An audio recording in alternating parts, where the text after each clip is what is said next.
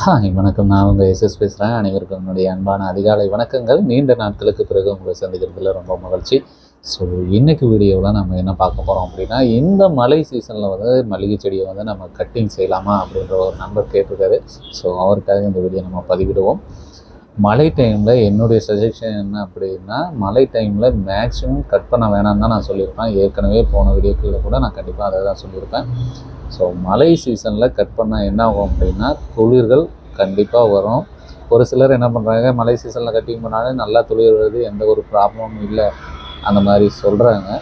So மழை சீசனில் cutting பண்ணிங்கன்னா செடி எந்த மாதிரி வரும் அப்படின்னா, மழை சீசனில் இப்போ வந்து மழை பெஞ்சிட்டே இருக்குது. நான் வந்து அடுத்த பேட்சுக்கு நான் கட் பண்ண போகிறேன். கட் பண்ண இந்த டைமில் நான் கட் பண்ணேன் அப்படின்னா கண்டிப்பாக துளிர் வந்து ரொம்ப நல்லா க்ரோத்தாக தான் வரும்.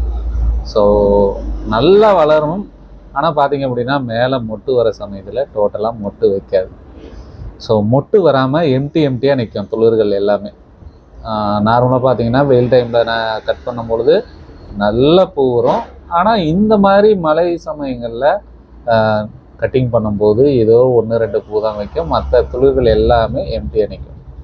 ஸோ மெயினான பிரச்சனையே இது தான். அதனால தான் மேக்ஸிமம் நான் சொல்கிறது என்ன அப்படின்னா, மழை டைமில் எப்போயுமே கட் பண்ணாதீங்க அப்படின்னு தான் சொல்லுவோம். ஒரு சிலர் தொடர்ச்சியான மேக்ஸிமம் குணமல்லி செடி வச்சுருப்பாங்க, மழை டைமில் கண்டிப்பாக கட் பண்ண மாட்டாங்க. ஏன்னா கட் பண்ணாலும் நல்ல ஒரு க்ரோத் கண்டிப்பாக கிடைக்காது. ஸோ அதனால் மழை சீசனில் கட் பண்ணுறதை டோட்டலாக அவாய்ட் பண்ணுங்கள்.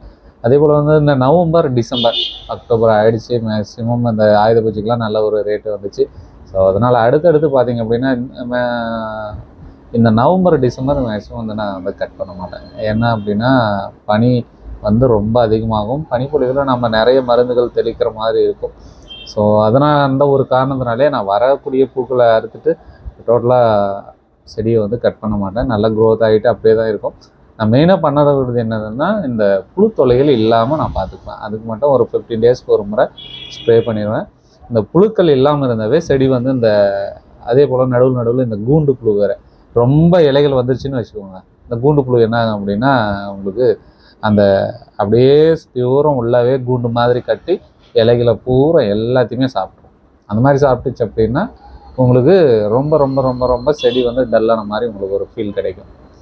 இலைகள் இல்லைனாவே செடிகள் வந்து ஒரு மாதிரியாக இருக்கும். ஸோ அதனால் அந்த புழுக்களுக்கு மட்டும், கூண்டு புழுவுக்கு மட்டும் மெயினாக வந்து இந்த கொலக்ஸ் மருந்து நீங்கள் பயன்படுத்தினீங்கன்னா கண்டிப்பாக அந்த ஒரு புழுக்கள் ப்ராப்ளம் வராது. அதே போல் இந்த கூண்டு புழு வந்து கண்டிப்பாக வராது. அதனால் இந்த மழை சீசனில் கட் பண்ணுறத டோட்டலாக அவாய்ட் பண்ணிடுங்க. மழை சீசனில் மேக்ஸிமம் வந்து கட் பண்ணாதீங்க, அதுதான் நான் சொல்லுவேன். மற்றபடிக்கு நீங்கள் நார்மலாக செஞ்சுட்டு வர மாதிரி எல்லாமே பண்ணலாம். அப்படி இல்லை நான் கட்டிங் பண்ணியே தான் ஆகும் அப்படின்னா, இந்த மழையெல்லாம் இப்போ தீபாவளி வரைக்கும் கண்டிப்பாக வந்து ஒரு மோடம் முடித்த மாதிரி மழை பெஞ்சிட்டே தான் இருக்கும். நம்ம இதில் கட் பண்ணோம் அப்படின்னா கண்டிப்பாக துளிர்கள் நல்லா வரும். ஆனால் மொட்டுகள் வந்து சுத்தமாக வராது.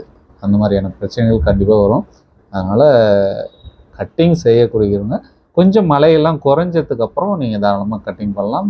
நார்மலாக உங்களுக்கு ரொம்ப அதிகப்படியான பூக்கள் கண்டிப்பாக வர்றதுக்கான வாய்ப்புகளே இல்லை. குறைவான பூக்கள் வந்தால் கூட நல்ல ஒரு விலையில் உங்களுக்கு கண்டிப்பாக கிடைக்கும்.